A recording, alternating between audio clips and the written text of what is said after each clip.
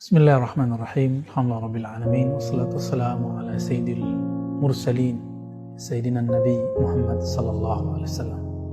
Amma ba'du, sahabat yang melakukan Allah, yang sibuk bekerja, yang suka berdoa, mungkin ada yang bertanya, kenapa jika Allah telah tahu apa saja nasib kita, Allah telah tentukan dulu di alam azali semua yang akan terjadi pada kita.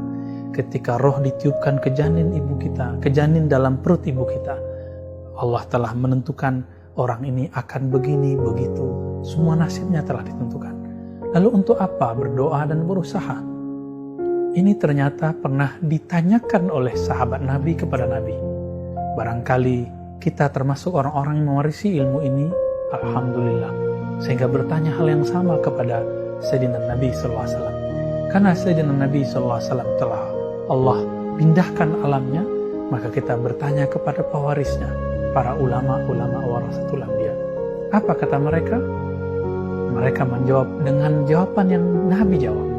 Suatu kali, kata Abu Hurairah dan sahabat-sahabat yang lain, ada orang-orang satu komunitas yang rajin bekerja, rajin berusaha, juga suka berdoa, bertanya kepada Nabi, "Ya Rasulullah, jika kami semua telah ditakdirkan mempunyai nasib begini dan begitu, telah ditakdirkan hidup dalam keadaan apapun, lalu untuk apa kami berdoa ataupun berusaha?" Apa jawaban Nabi Sallallahu Alaihi Wasallam dalam hadis Imam Bukhari?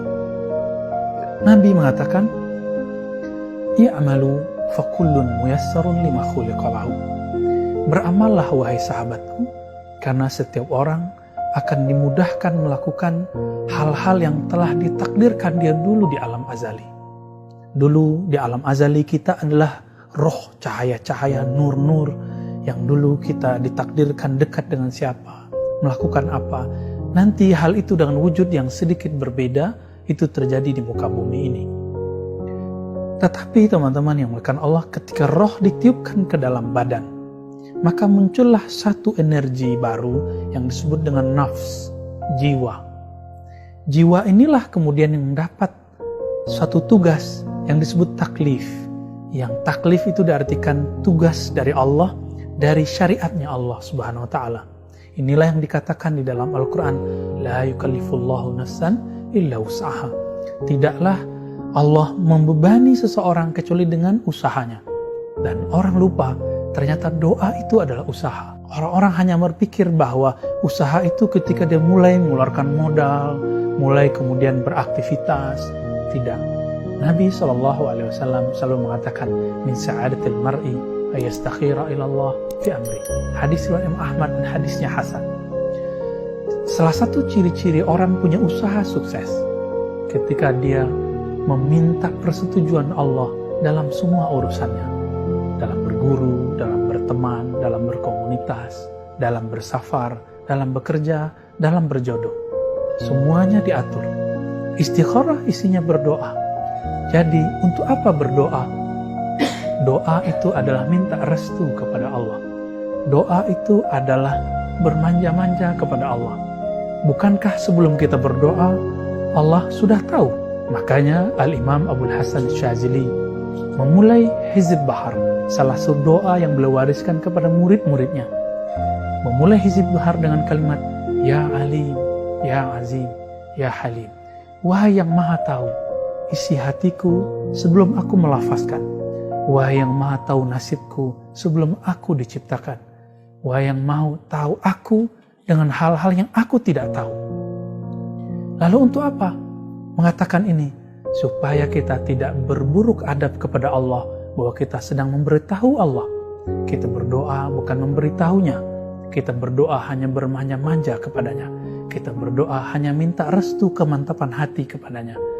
Teman-teman yang melakukan Allah, Imam Natta'illah mengabarkan kepada kita, ciri-ciri doa kita, usaha kita direstui, ada lafaz yang sudah kita laporkan kepada Allah.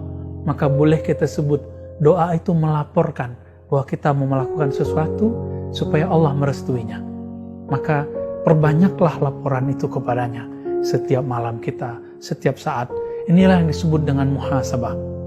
Maka Imam Al-Haris Al-Muhasibi, imam yang selalu melaporkan apapun yang dia buat setiap hari. Dulu Imamuna Ahmad bin Hanbal, murid Imam Syafi'i, pernah tidak menghargai orang ini karena menganggap Al-Haris Al-Muhasibi tidak mengajarkan hadis. Ternyata Al-Haris Al-Muhasibi mengajarkan inti dari ajaran hadis itu. Akhirnya Al-Imam Ahmad bin Hanbal menghormati beliau, bahkan mengambil berkah dari jubah Al-Imam Al-Haris Al-Muhasibi. Sahabat yang melakukan Allah, jadi untuk apa berdoa? Berdoa adalah melaporkan keinginan kita kepada Allah, meminta restu Allah, dan yang terakhir, meminta restu kepada Allah Subhanahu wa Ta'ala. Hidup ini hanyalah minta restu Allah. Inilah yang kita baca, Allahumma inna nas'aluka ridhaka wal jannah. Ya Allah, kami meminta ridhamu, restumu. Jika tidak ada ridhonya, maka orang taat pun tidak diterima taatnya.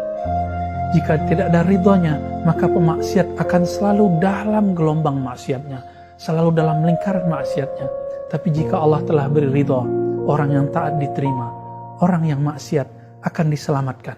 Kita ini adalah para pemaksiat, kita ini bermaksiat setiap saat. Maksiat badan dengan melakukan hal yang mungkar, maksiat pikiran memikirkan yang tidak baik, yang jorok, yang vulgar, maksiat kalbu ketika berhenti menyebut nama Allah, maksiat ruh ketika kita tidak mengenal Allah Subhanahu wa Ta'ala. Betapa banyak maksiat kita, maka semoga Allah meridhoi kita. Teman-teman yang melakukan Allah, sahabat yang aku cintai, yang kami cintai, mari berdoalah kepada Allah, melaporlah kepada Allah, bermanjalah kepada Allah, mintalah restu ridha Allah. Semoga kita termasuk yang diridhoinya dengan segala kekurangan kita. Amin ya rabbal alamin. Wassallallahu ala sayyidil mursalin walhamdulillahi rabbil alamin.